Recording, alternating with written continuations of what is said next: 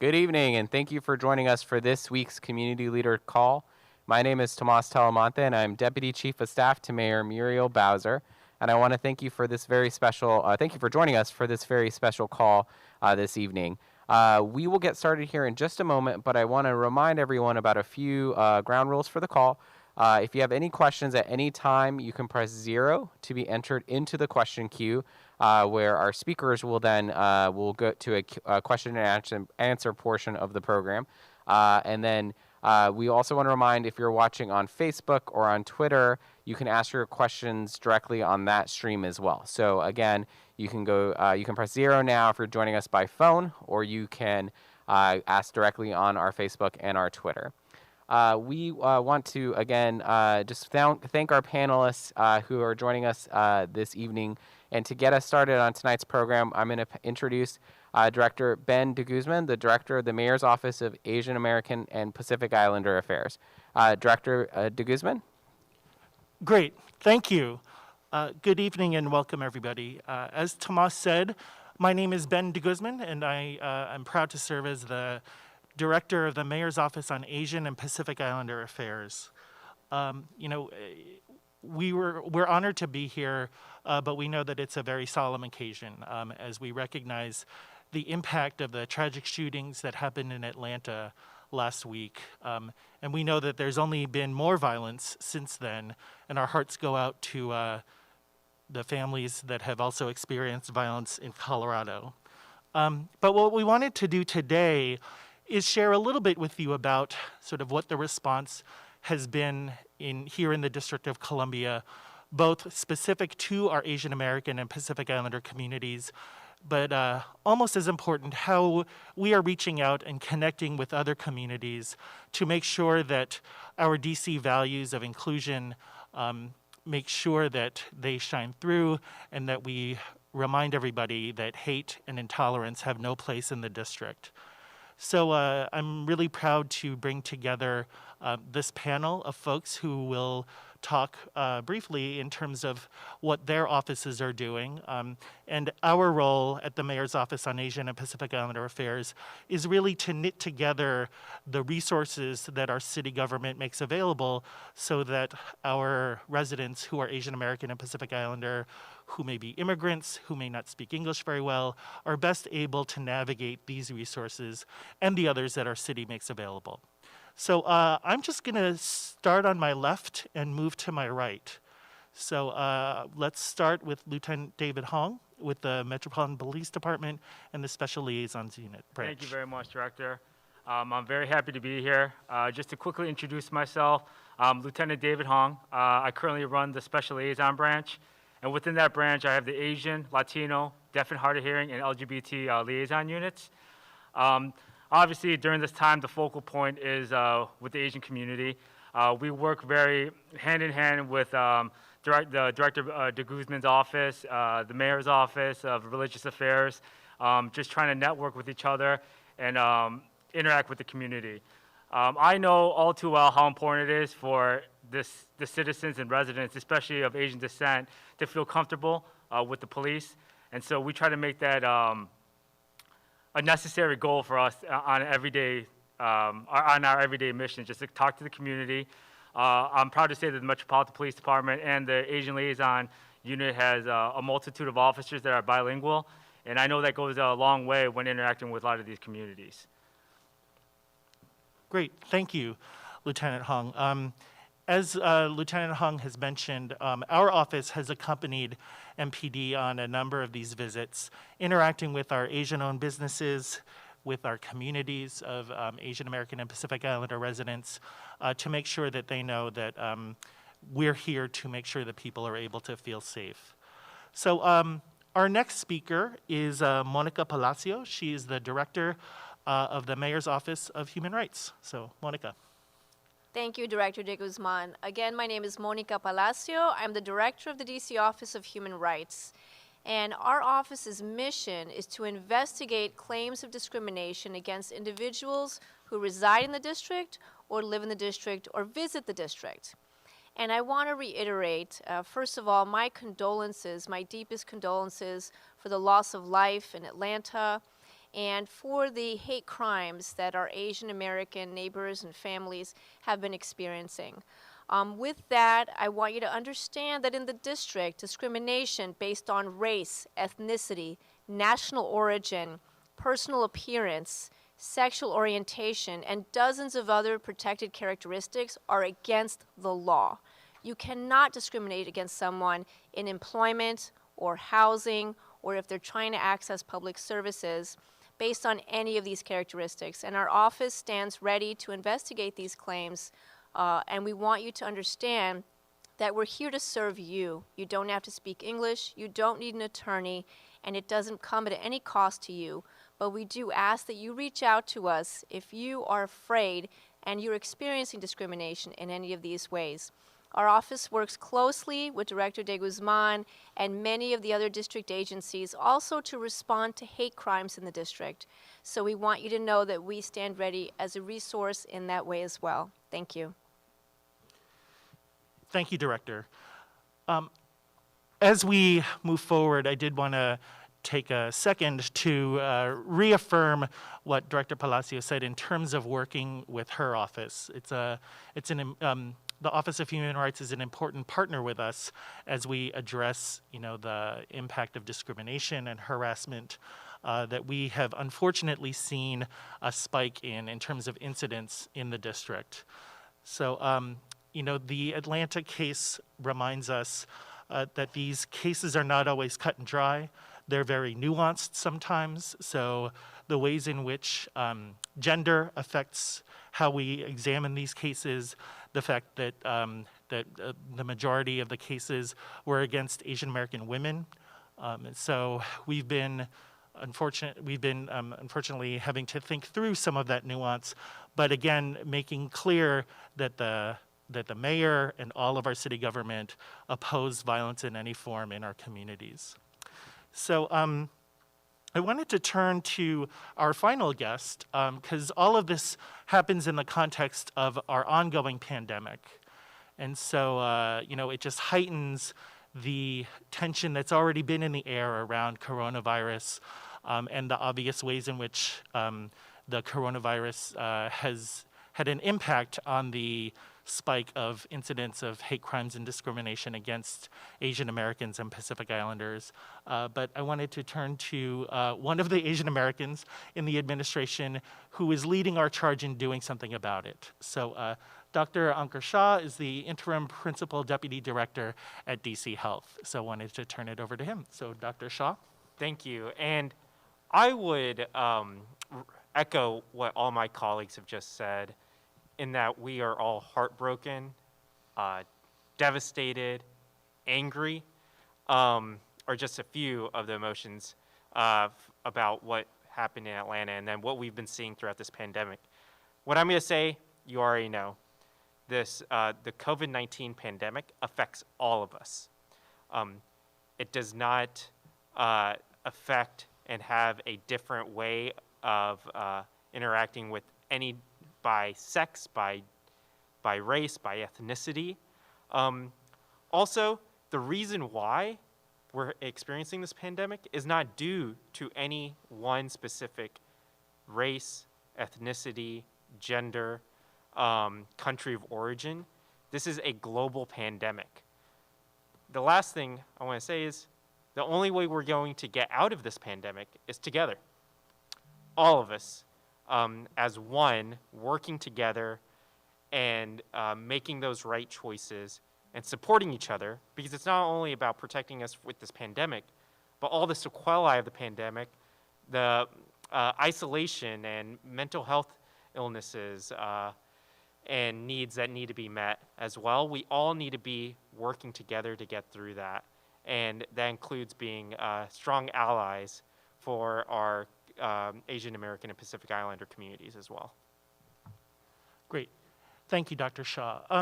Before I turn it over for questions, I just wanted to say just a couple of things. And one is to, again, to thank the mayor for her quick response to the tragedy that we saw in Atlanta. She came out with a statement on social media the night of the attacks. The night the attacks came out on the news, we were all engaged with the communications office, making sure that her statement was out there. Our office put out a statement as well, giving a very brief overview about the commitment that we were making to make sure that we were going to respond to what was happening in 3 broad categories. So whether it was providing resources and support to affected communities, we've always been responsive to incidents of violence against our communities, and so we've been monitoring these cases as they've happened over the last year, unfortunately, and we will continue to do so, and provide resources for the community in terms of how to respond to violence, the resources that they can get if they've been the unfortunate victim of harassment, whether it's with engaging with the partners that you see here with us today, or elsewhere in the city government. The other way in which we continue to commit to serving our communities in this time is to bring communities together. Working with the Mayor's Office of Community Affairs, working with other communities that we know are affected by violence, by the pandemic in unique ways. So we wanted to make sure that we practice what we preach and make sure that the city government stands together as we respond to the challenges that our community faces. And then finally, responding holistically to violence, racism, and xenophobia. As I said before, we know that these things don't happen in a vacuum, and that we understand what's been happening, the roots, the systemic roots of violence and discrimination in our communities, and that we bring that message forward. I've said this before, but our sisters in Atlanta are literally giving a course in Asian American studies to the entire country. So we're taking notes and we're sharing with those notes with our friends and our communities here in the district. So we hope to share some of that information with you tonight. But moving forward, we will continue to work with you all to answer questions now and again in the coming days and weeks ahead. So with that, I'll turn it back to Tomas. Thank you so much, Director de Guzman. And I want to just remind everyone again, if you have any questions and you're joining us by phone, you can press 0 now to be entered into our question queue. Again, you can press 0 to ask your questions of our speakers. If you're joining us by Facebook or by Twitter, you can also ask your questions directly there. So we just want to make sure, again, if you're by phone, you can press 0 now to be entered into our question queue. One question for Director de Guzman is online is just how DC residents can support the Asian American and Pacific Islander community right now through the small businesses, et cetera, how they can get engaged and support the community. Mm-hmm. I would say a couple of things. At the personal level, reach out to folks that you know in the affected communities. I can't tell you how meaningful it has been for me to get a well-meaning text from friends that maybe I haven't heard from in a while, but knowing that support has been out there has been meaningful to me. Some folks have been talking about wanting to support our local businesses, and we know that many of the Asian American businesses in the district have been the canary in the coal mine, unfortunately, because even before the mayor had issued the public health emergency, we began to see an economic downturn in Chinatown, for example, as people began to kind of retreat from coronavirus and not want to be out in public so much. So, if you're able to support our businesses in our community, that's great. But also, there are resources in our community that also need help. Our grant program provides support for some of the organizations that are out there that provide critical resources for our community that no one else does. So, for example, whether it's the Domestic Violence Resource Project, which helps Asian women and other immigrants and women of color who are dealing with domestic violence, whether it's the Asian Pacific American Legal Resource Center, who provides legal support, those organizations and more and others that we can talk about as well. If you can support those organizations, they're the ones who are really on the front lines, serving the people who need the most help. So any support that they can get would go a long way too in terms of helping out.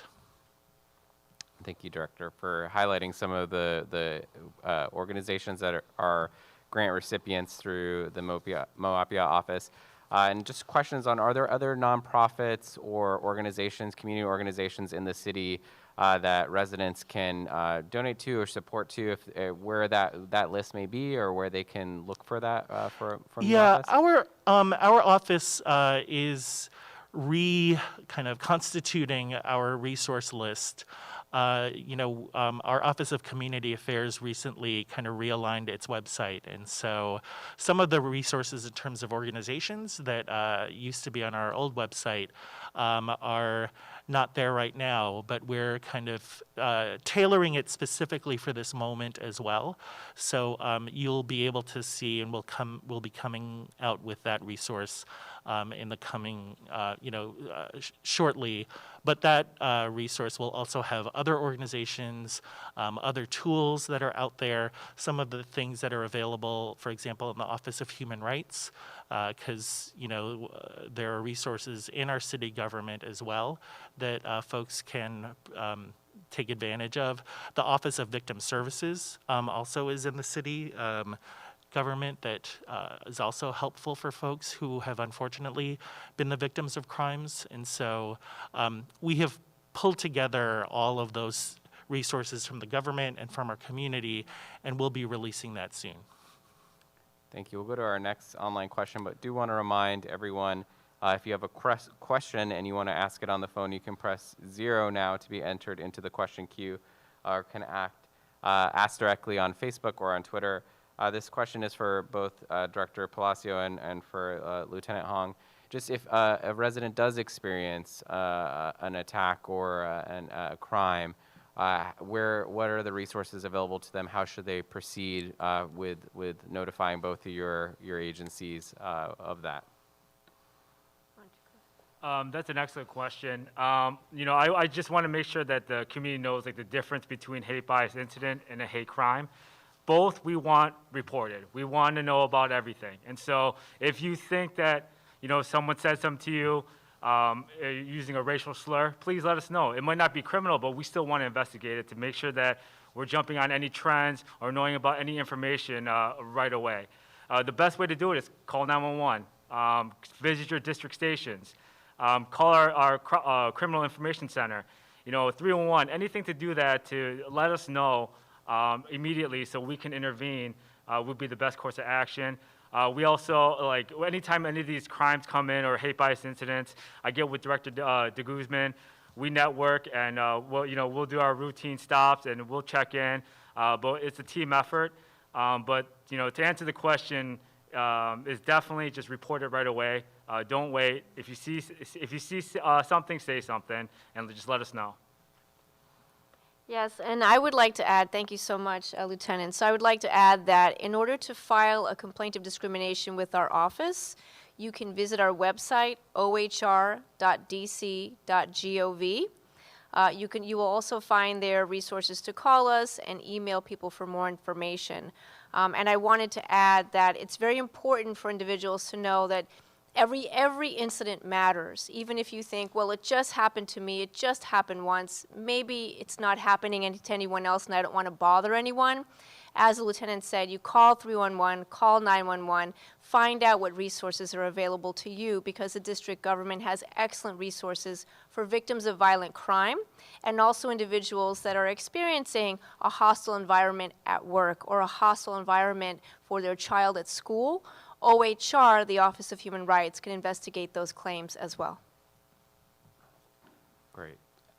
I'm just going to remind people, it looks like that's all of our questions, but before we go back to our speakers, if they would like to give any closing remarks, we will work with the Director de Guzman and his office to ensure that we get all of the resources discussed today, including what Lieutenant and Director Palacio just highlighted, out to the community. We'll make sure that that's shared so that people know that. And I just want to add, on behalf of Mayor Bowser, our DC values is that we stand together, we stand united, and we fight against bigotry and racism at all levels. And so This is something that we are coming together to talk about and discuss because of the importance of it, but it's on all of us to look out for each other, to take care of each other, to take care of our fellow residents. So I just want to just thank our speakers for being here today, and I'll pass it back to Director de Guzman to if any other speakers would like to add any closing remarks, but we just thank you, and we stand together and we stand united in the district. So Director de Guzman. Thank you, Tomas. I would like to offer the stage to my panelists to make a final statement, and then we'll do a little closing. Lieutenant Hong? Yeah, again, I said, just know that we have the resources. The city has great resources for everyone. I understand being, Asian, not being able to speak English fluently or not at all. Know that the resources are there. The mayor's offices and the Metropolitan Police Department, we have so many ways to communicate, so I want everyone to feel comfortable. Just to give you a quick background, my family, I come from an immigrant family. They own small businesses in New York. Back in the day, there was issues and they didn't have any options, and I feel so fortunate for the community working with, my colleagues here, all the resources we can offer you. So just please contact us, My information for the Special Liaison Branch is online. Just Google Special Liaison Branch, DC, it'll come right up. If you guys have any questions, you can reach out to me directly. And if there's anything we can do for you, just please let us know. Thank you. And I would just add that I think the last year has taught us we have a lot to learn as a country about our own racial bias and bias against individuals that maybe don't look like us, don't pray like us, don't speak the same language we speak. And we all have personal work to do there. And as Director de Guzman said, gender and the violence towards women is also a chronic problem in our country's history. So we have an opportunity now to shift the tide and to look at how to be a better country, a better society, a better city. And as Tomas said, our values are respect, inclusion, and everyone deserves to live safely and love who they love and be who they are in their full identity. So this is what we fight for every day in district government. And if we can be of service, again, at the Office of Human Rights, it's ohr.dc.gov. Thank you. Thank you. Dr. Shaw?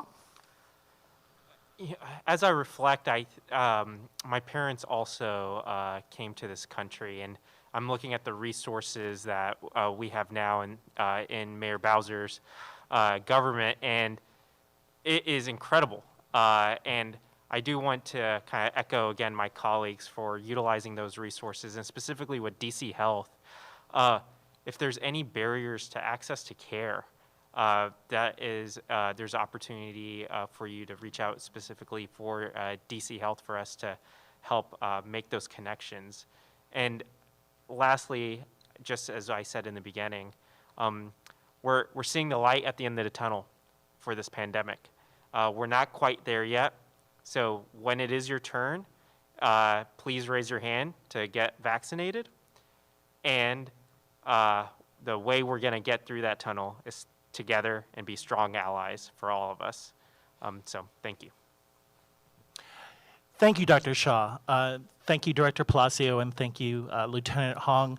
Just as we close then, I wanted to kind of leave you with this thought, and Dr. Shaw kind of pointed to it as well, in the sense that as we turn the corner of a year here in this pandemic moment, as we're in March, which is Women's History Month, this tragedy couldn't come at a worse time in some ways, but we try to find the silver lining, as we've tried to find the silver lining for the past year, right? So I've worked on hate crimes and hate violence for more years than I care to admit in city government and outside of city government. And if there's anything that I've learned, it's that hate makes us more resolved to find love. They've said that justice is what love looks like in public. And that's been of comfort to me as, we've gone through these past years, this past year actually, and moving forward. So, take a moment, connect with the ones that you love. If you need to learn more about them, that's what the Google machine is for. But this city is such a great place to build that community, to find, the people that care about our community.